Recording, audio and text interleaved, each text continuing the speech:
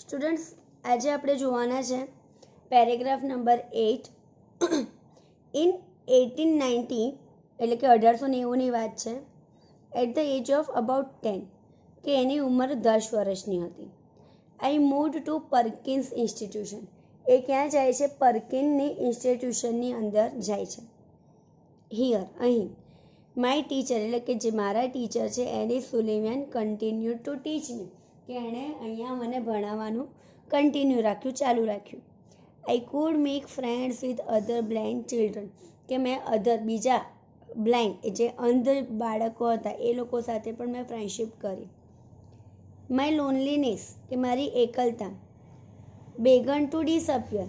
Began એટલે શરૂઆત થવું, ડિસઅપિયર એટલે વેનિશ, અદ્રશ્ય થઈ જવું, વેનિશ થઈ જવું, કે મારી જે એકલતા હતી અહીં દૂર થવા માંડી. And my progress of learning improved quite well, કે મારો જે શીખવાનો પણ જે પ્રોગ્રેસ હતો, જે વિકાસ હતો એ પણ સારો થવા માંડ્યો. I learnt Latin, German and arithmetic. આ 3 લેંગ્વેજ એ અહીં ભણે છે. ક્યાં? પર્કિન ઇન્સ્ટિટ્યુશનમાં. સ્ટુડન્ટ, ટ્રુ અને ફોલ્સ માટે આ દરેકે દરેક પેરેગ્રાફ 3 થી 4 વાર જોવા ઘણા જરૂરી છે, કારણ કે તમને લોકોને જે ટ્રુ ફોલ્સ છે, હુ સેડ ટુ હુમ છે, પછી સેન્ટન્સ મેકિંગ કરવાનું છે, બધું ટેક્સ્ટ બુકમાંથી પૂછે છે. ટેક્સ્ટ બુકના ચેપ્ટર્સ બને ત્યાં સુધી વારે ઘડીએ 2 થી 3 વાર તમે લોકો જોતા રહો. You can clear each and every word in your mind. તમારા માઇન્ડની અંદર દરેકે દરેક શબ્દ ક્લિયર થવા જોઈએ. Where did Helen move to in 1890? 1890માં ક્યાં મૂવ કરે છે? પર્કિન્સ ઇન્સ્ટિટ્યુશનમાં. How old was she? કે એ કેટલા વર્ષની હતી? 10 યર્સની હતી, કે at the age of 10 years 1890માં. મતલબ એનો બોર્ન આપ કહી શકાય કે 1880માં એનો બોર્ન થયો હશે. Why did હેલેન્સ loneliness disappear? કે એની જે લોનલીનેસ, એકલતા, અદ્રશ્ય કેવી રીતે થઈ ગઈ? તો હેલેન્સ લોનલીનેસ ડિસઅપિયર બીકોઝ અહીંયા આવ્યું હતું ને કે એણે એના ફ્રેન્ડ્સને એવું બધું બનાવવાનું શરૂ કર્યું હતું. She could make friends with the other blind children in the Perkins institution, કે પર્કિન્સની ઇન્સ્ટિટ્યુશનમાં એણે બીજા ઘણા ફ્રેન્ડ્સ બનાવ્યા. તેથી એની જે લોનલીનેસ હતી, એકલતા હતી, એ દૂર થઈ ગઈ. What did Helen learn at the Perkins institution? જો અહીંયા ડીડ આવ્યું એટલે આ જે લર્ન છે, લર્નનું તમારે ભૂતકાળનું રૂપ લખવાનું. Helen learnt Latin, German and arithmetic at the Perkins institution. Perkins ઇન્સ્ટિટ્યુશનની અંદર આ 3 એ વસ્તુ શીખે છે. ચલો, ઇન 1896, આ 1890નો પેરેગ્રાફ હતો. હવે 96માં આવે છે. I moved on to the Cambridge school for young ladies in મેસેચ્યુસેટ્સમાં એ જાય છે. ક્યારે? 1896માં. This was really a great achievement. Achievement એટલે એની જે સિદ્ધિ પ્રાપ્ત કરે છે તે. For a lady like me who was blind, deaf and could barely produce sound for communication. barely એટલે ભાગ્ય જ કોઈ સાઉન્ડ એટલે કે અવાજ, પ્રોડ્યુસ એટલે ઉત્પન્ન કરી શકે છે કોમ્યુનિકેશન માટે, વાર્તાલાપ માટે. આઈ began writing poems and stories.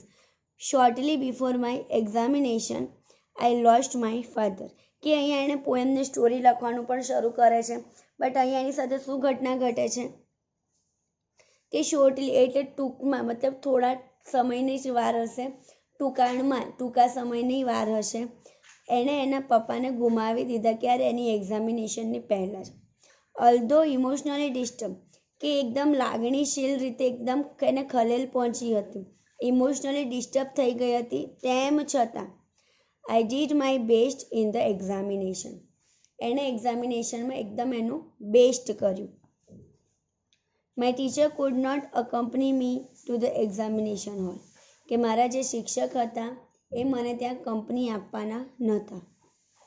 There a teacher spelled out the question in my hand and I typed out the answer, કે ત્યાં એના જે ટીચર હતા એ ક્વેશ્ચન એના હેન્ડની અંદર ટાઈપ કરે અને એને ત્યાં ટાઈપરાઇટરની અંદર આન્સર ટાઈપ કરવાના.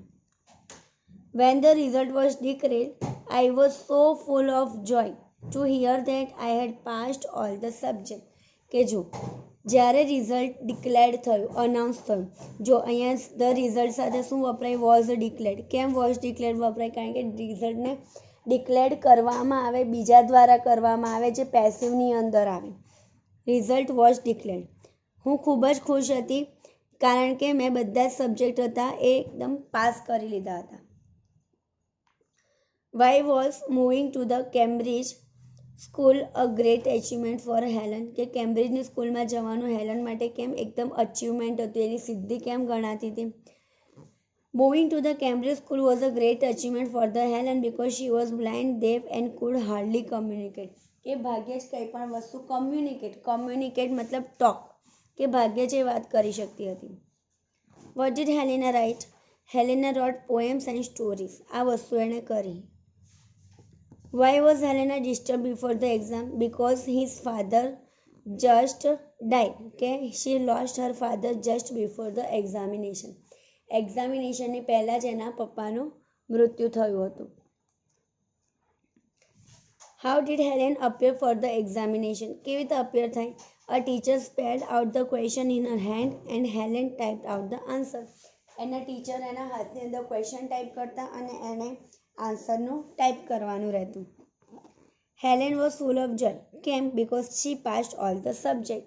એણે બધા જ સબ્જેક્ટ આસાનીથી પાસ કરી લીધા હતા, એટલા માટે ખૂબ જ ખુશ હતી.